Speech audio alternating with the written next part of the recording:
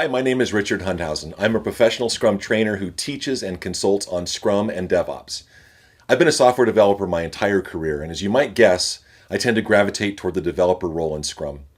By the way, as of 2020, the Scrum Guide now calls these roles accountabilities. Hey, in this short video, I'd like to share with you some of the struggles that I and other developers face when taking on this accountability of Scrum Master. Now, this isn't to say I don't understand the Scrum Master accountability, the role. I do. I've been studying and teaching professional Scrum since the very beginning. It's just the difference between teaching and doing, I think, but it's required extra focus for me to become a professional Scrum Master. This is also probably due to me being so absorbed all these years on being a professional Scrum developer. Maybe some of you are in the same boat. Before we get started, let me review these two accountabilities with you. Number one, according to the Scrum Guide, developers are the people in the Scrum team that are committed to creating all aspects of a usable increment each sprint. In other words, they're the ones that do the work. Prior to Scrum, they could be called programmer, architect, designer, tester, technical writer, business analyst, database professional, etc., etc., etc. Now we just call them developer. These are the ones who select the items from the product backlog during sprint planning. They create the plan, they execute the plan, they achieve the sprint goal while meeting the definition of done. How they work, it's up to them. No one outside these developers tells them how to turn these items into increments of value.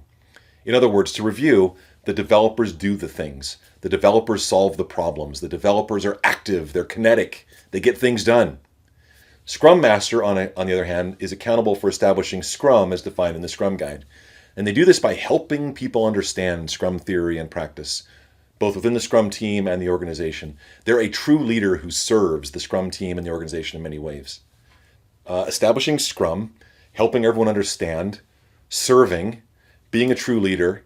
Now, years ago when I first read these things, I assumed they meant the Scrum Master was a hands-on leader, actively doing these things the Scrum team needs in order to enforce that Scrum was established, the team was effective, and I was wrong.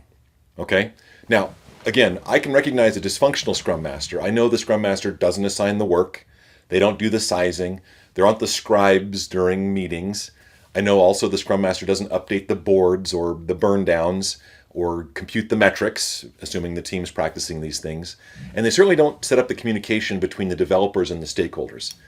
What I didn't realize, and this is the piece, what I didn't realize was the good intentioned Scrum Masters who are honestly attempting to establish Scrum, help the team, serve the org, they can still be dysfunctional if they do the work, if they're too hands-on. Let me explain. By doing the work, Scrum Masters like this, like me, take away learning opportunities from the individuals. You see, effective professional Scrum Masters are ones who can establish Scrum, help the team, and serve the organization by enabling the people, the developers, the product owners, stakeholders, to learn and to do things themselves. In other words, the way a professional Scrum Master serves effectively is by taking a stance which is not necessarily hands-on, such as a coach or a facilitator or a teacher or a mentor. It could also be the stance of just doing nothing while observing. Okay, hoping the individuals will learn from their own behavior and outcomes on their own. For example, rather than a Scrum Master just updating the items on a board, they should teach the developers how to do it themselves, or do nothing, let it lapse, and ask some probing questions later during the sprint or the retrospective. Another example, they could, rather than invite all the appropriate stakeholders to product backlog refinement or sprint planning, they could instead coach the product owner how and why to do this. Or again, simply do nothing and observe the results of an unproductive session. This could then be inspected and learned from. Now, this idea of being hands-off can be difficult for a developer such as myself to wrap my head around, and it was. See, a Scrum developer in review is one who literally does the things. A Scrum Master is essentially one who does not do the things. Weird, isn't it? Yes, there's going to be situations for a Scrum Master to directly engage, to go hands-on. If there's sustained periods of time with no productivity, no value being generated, no respect being generated, the Scrum values are in danger, there's a chance of harm or damage, flip the bit, start doing.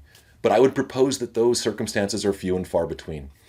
So if you have a developer mindset like I do or did and find yourself being your team's Scrum Master, please inspect your behavior. Stop the doing and consider being more hands-off in some of the stances I just mentioned. For more information, check out the 8 stances of a Scrum Master, which you can find at Scrum.org. Because hey, at the end of the day, we're all on the same team, the Scrum team, striving for the same outcomes, pursuing the same goals, And yeah, minor adjustments in our attitudes like these mentioned in this video might need to happen so that we can increase our learning, we can increase the fostering of the Scrum values. My name is Richard Hundhausen, and thank you for taking the time to listen to me on this important topic.